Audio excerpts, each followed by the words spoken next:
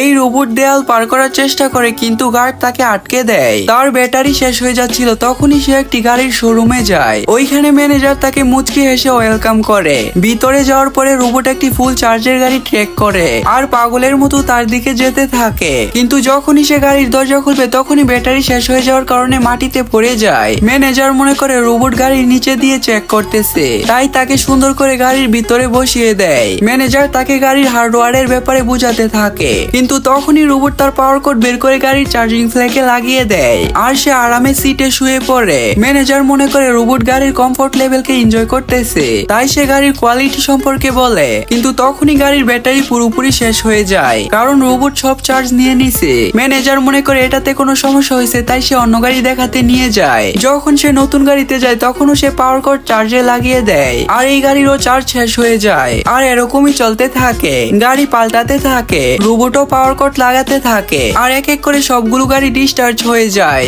আর শেষে রোবট তার ট্যাঙ্কি ফুল করে শোরুম থেকে বেরিয়ে যায়। বন্ধুরা, এরকম আরো ভিডিও দেখার জন্য লাইক করে চ্যানেলটি সাবস্ক্রাইব করে দিন।